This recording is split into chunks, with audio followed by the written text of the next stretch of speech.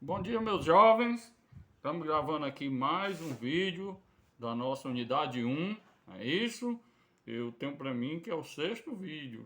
Já vou perdendo as contas por causa daquele esquecimento. Mas eu acho que é o sexto vídeo desse livro aqui, né, pessoal? Sociologia Clássica do Céu. Que nós vamos trabalhar apenas o primeiro capítulo, como a gente já falou, né? Nós, na aula passada, voltamos a afirmar, né, da importância da sociologia como ciência, não foi isso? Que faz uso do método científico. Para tanto, a sociologia ela se configura como uma ciência para estudar o social, a sociedade moderna, mas de uma forma ampla. Ela não pode se restringir apenas a um campo ou um aspecto da realidade social. Aí nós falamos que a ciência econômica cuida da economia, né? Aqui resgatando Habermas, Jürgen Habermas. Então, a ciência econômica vai cuidar da economia, das trocas, né? A ciência da escassez, como é que vão ser distribuídos os recursos, não é isso? Ciência política vai tratar da política, né? Ou seja, das conformações da repartição do poder. Antropologia, do aspecto cultural da sociedade, não só da sociedade moderna, né? Antropologia é uma imensa ciência, né? Resgata, inclusive, sociedades que nem existem mais. E a sociologia, que não tem um aspecto específico. A sociologia, em seus estudos, vai tanto abranger aspectos econômicos, políticos, culturais e outros, né? Temos sociologias aí das mais diversas ordens, mas essas subdivisões da sociologia não quer dizer que vai observar privilegiadamente, ou melhor dizendo, exclusivamente a sociedade por um aspecto. Por exemplo, sociologia do trabalho, não é só o mundo do trabalho. Tem que aí fazer uma ampla, né, discussão, levando em conta todos esses aspectos aí que a gente pontuou para vocês, políticos, econômicos, culturais e outros que podem ocorrer naquele fenômeno que está sendo estudado, que foi selecionado para estudo. Falamos que para Cell, a sociologia se notabiliza por não ter se especializado em apenas um aspecto da vida social. Seu objetivo é investigar a vida social de uma forma global, com o fito de compreender a sociedade como um todo, em suas estruturas, processos e interpretações. A sociologia como uma teoria da sociedade, das relações sociais. Isso é muito importante, né, meus jovens? A gente pontuou isso, né? Falamos do Giddens, mais uma vez, né? Que o Giddens afirma que as sociedades modernas são caracterizadas pelo ritmo das mudanças, tempo e espaço, né? E a própria natureza destas mudanças, instituições modernas, tais como o Estado-nação, o trabalho assalariado e os avanços tecnológicos. É daí que emerge a sociologia, para estudar essas novas configurações e essas intensas mudanças que marcam a sociedade moderna desde lá o século XIX. Não é isso, pessoal? Não é à toa que os clássicos da sociologia vão surgir, sobretudo, a partir da segunda metade do século XIX, né? Estou lembrando aqui do Marx, né? Os estudos de Marx mais profundos começam em 1850, né? Década de 50 do século XIX. Não é isso, meus amigos? Então a sociologia é a sociologia para estudar essas mudanças aí que a gente pode se referir como mudanças paradigmáticas, né, da história da humanidade, que configuram a sociedade moderna. Mudança do tempo e espaço. Né? O tempo e espaço, por exemplo, no feudalismo, foi completamente o quê? Alterado com a sociedade moderna. É para isso que surge a ciência do social, a sociologia, para estudar esses fenômenos atinentes a essas grandes transformações, né, aqui na sociedade moderna, sobre os mais diferentes aspectos da produção. Aí nós falamos um pouco, né, registramos, tivemos até um probleminha técnico, né, mas registramos aí as grandes transformações, por exemplo, que emerge a partir das reestruturações técnico-organizacionais e técnico-produtivas, sobretudo técnico-produtivo da indústria, ou seja, né, a primeira revolução industrial, a segunda revolução industrial, a terceira nós já passamos pela quarta, já estão falando em quinta geração aí das mudanças técnico-produtivas, né, na base que compõe a base produtiva desse modo de produção do capital. Com efeito, A sociologia pode ser definida como a ciência do social, cujo objeto de estudo é a sociedade moderna. Então, a sociologia é uma teoria da modernidade, salientando mais uma vez que isso é muito importante, né, pessoal? Porque então os pensadores Weber, Marx e Durkheim são considerados os maiores expoentes clássicos da sociologia, não é isso, pessoal? Nós já falamos por que são clássicos, porque são atuais, mas isso não basta, né? Se eles são atuais é porque eles tiveram uma importância marcante, né, para aí inaugurar um novo campo de estudo, né, da ciência, nos referindo aqui propriamente às ciências sociais, né? Nestas tradições, no âmbito da teoria sociológica, encontramos versões distintas de três problemas fundantes da sociologia, certo? Então, a sociologia ela vai se dividir, né? A gente vai já ver isso direitinho, em três grandes, a gente pode dizer, sub-áreas. Uma delas, teoria sociológica, dimensões teórico-analíticas de um determinado fenômeno, certo? A gente vai já dizer o que é isso. A teoria da modernidade, dimensão teórico-empírica, né, de um determinado fenômeno da sociedade moderna, por exemplo. A teoria política, dimensão teórico-política, né, aqui que vai ser investigado, né, no âmbito da teoria sociológica. Na página 27, meus jovens, vai ter um quadro aí, certo? Eu não sei se propriamente vai estar na versão que está lá no Cigarro, mas é esse quadrozinho aqui, certo? Era até para eu reproduzir aqui na nota de aula, mas eu ainda não o fiz, não consegui, sabe? Não tenho muita habilidade, né? Mas ainda vou fazer, vou pedir uma ajuda aqui aos nossos universitários, como chama, né? Nossos bolsistas. Pois muito bem, mas esse quadro é muito elucidativo, porque ele vai fazer justamente essa divisão, né, dessas partes da sociologia e como os nossos clássicos eles fizeram as suas próprias, né, construções a partir desse quadro empírico, teórico, metodológico e político. Se não, vejamos, ó, seguindo o quadro, certo, pessoal? Teoria sociológica, a de Marx, né? Ou seja, qual é a base que a gente pode dizer teórico-metodológica em que Marx faz aí sua grande contribuição para as ciências sociais, né? De onde veio as ideias de Marx, onde ele se inspirou, né? Nenhum autor vai começar do zero, isso é impossível, né? Aí não é uma construção científica, como a gente já disse lá no Karl Popper, lembra? Que a ciência é o quê? A ciência tem que ser um sistema aberto a quê? As novas transformações, as novas contribuições. Nossos autores são, como cientistas sociais, aí rebentos, evidentemente, desse movimento, do movimento científico, né, da intensa aí, transformação, aprimoramento das ciências sociais.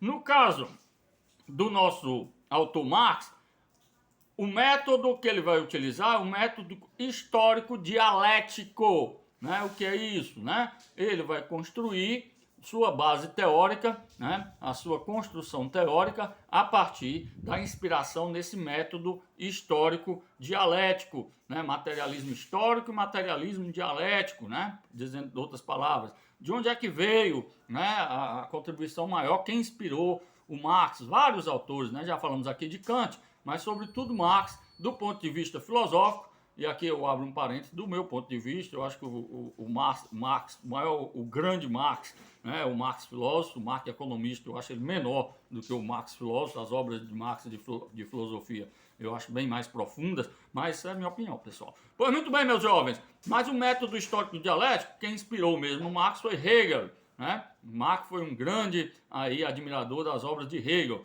foi um hegeliano, né, até a sua juventude, quando ainda estava lá no doutorado, né, a sua tese de doutorado na Universidade de Bonn, ele começa em Berlim, termina na Universidade de Bonn, seu doutorado, né, é baseado ainda uma base teórica hegeliana, né, do ponto de vista filosófico. É daí que o Marx vai herdar essa dialética. Depois ele vai superar isso, né?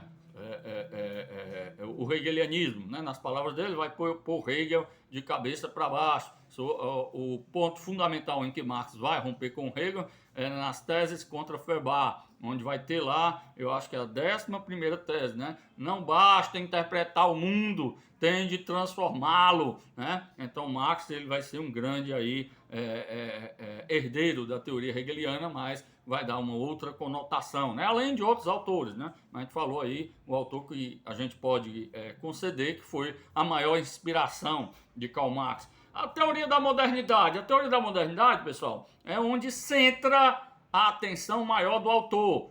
O nosso clássico, todos eles, vai dizer a centralidade das transformações que levaram à modernidade foi este fato específico aqui. Né? Não que os outros não estejam relacionados, mas esse é o fato fundamental, certo? É onde vai estar o centro, né, da preocupação analítica dos autores, certo, pessoal?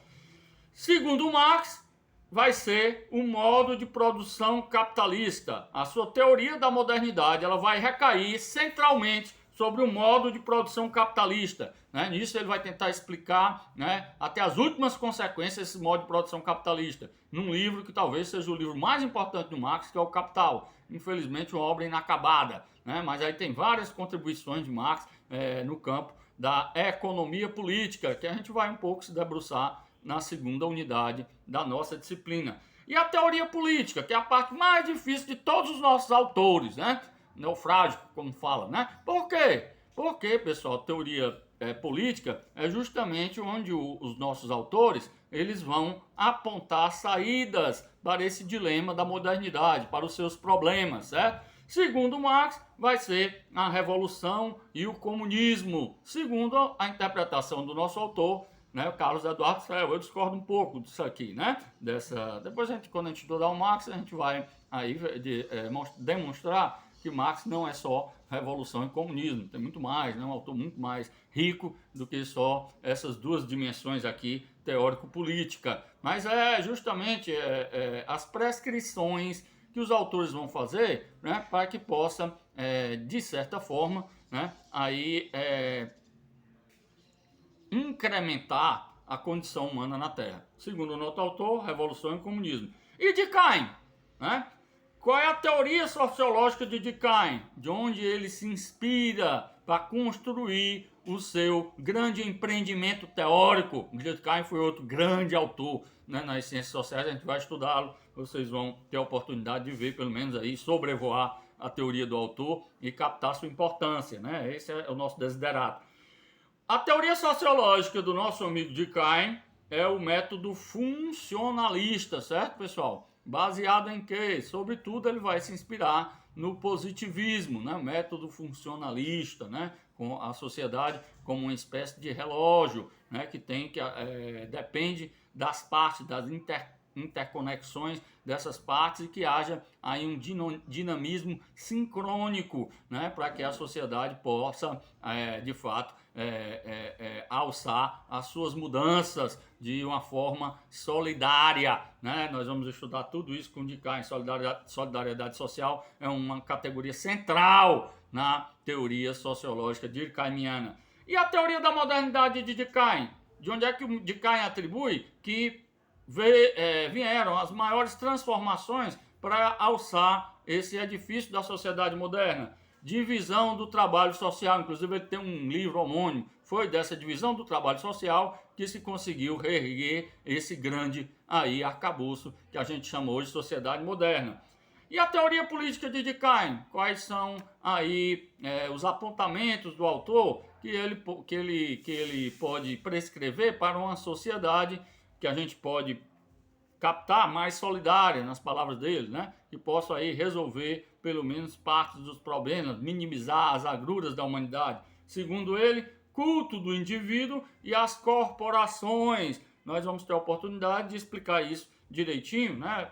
De forma pormenorizada, quando a gente vai estudando o autor de Durkheim. Mas esse culto do indivíduo não tem nada a ver com esse individualismo narcisista, né? Que muitos de nós trazemos conosco, que está aí materializado nas compras de shopping center, essas coisas, né, que são muito mesquinhas se a gente comparar com essa categoria que Durkheim aqui vai esboçar como sua teoria política. E o amigo Max Weber, né? O grande Max Weber. Temos aqui dois autores alemães, né? E um francês, não é isso? Pois muito bem, a teoria sociológica do nosso autor Weber vai recair sobre o método compreensivo, a sociologia compreensiva. Vários autores vão inspirar o nosso amigo Max Weber, né? Dentre os quais, né, a gente pode citar o Kant, que a gente já falou sobre ele, né? Também outro autor, vários autores, né? Spencer, vários autores vão inspirar aqui o pensamento do autor Nietzsche,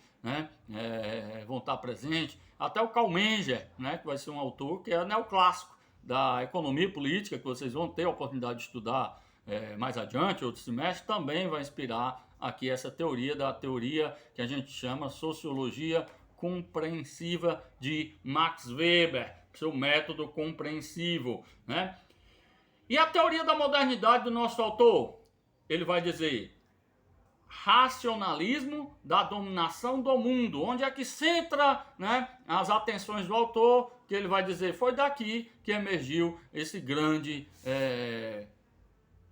feito que é a sociedade moderna, né? Vai ser aí da racionalização do mundo, do desencantamento do mundo, que nós vamos estudar com vocês aí também de forma detalhada quando estiver estudando esse grande autor, né, teórico da sociologia, né, um dos clássicos, Max Weber. E a teoria política de Weber, né? O que Weber apontaria aí como os caminhos para a humanidade minimizar as suas agruras? Liderança carismática, ética da convicção e ética da responsabilidade, né? Então nós vamos estudar isso também, né? Nos três autores eu acho a parte mais, a gente pode dizer, mais frágil da teoria dos três autores, né? Essa dimensão da teoria política, tá, pessoal? Porque é difícil, né, a gente imaginar como a gente vai prescrever, né, como a gente pode minimizar as agruras da humanidade, né? É muito complexo, né? É dialético, é demais, né? Sempre está mudando, mas essas são as contribuições fundamentais dos autores, certo, pessoal? Então, só para arrematar a aula de hoje, né? Teoria sociológica, de que se trata? Qual o método de cada tradição está lançando mão, certo? Isso é a teoria sociológica, qual o método que cada tradição lança mão. Teoria empírica, qual é o núcleo da reflexão sociológica de cada autor, né? Teoria política é isso, qual é o centro onde esses autores vão aí voltar de forma privilegiada o seu olhar, né? O olhar privilegiado também desses autores.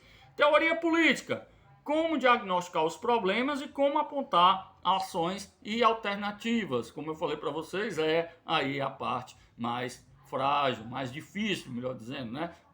Não só para os três clássicos, mas para todos aí cientistas sociais, né, pessoal? Porque é muito difícil apontar saídas, mas nós temos que apontar com base, né, aí em construções teóricas, né, analíticas. É muito mais aí contundente do que em outras formas de pensamento não científico, né? Por exemplo, lá na Idade Média, né, qual era, vamos dizer assim, o repertório que se tinha era muito frágil, né? Um repertório aí teológico, não é isso? Então, agora, na modernidade, nós temos aí um repertório muito mais amplo de opções para a humanidade inspirar os seus caminhos a partir da contribuição teórica dos autores, né, pessoal? Não só desses clássicos, mas de vários que os sucederam, não é isso? Meus amigos, a gente vai ficar por aqui. A próxima aula a gente vai fechar esse capítulo aqui com a fundação da sociologia, o fundador Auguste Comte, ok? Fiquem com Deus, bom final de semana a todos, né? E um abraço.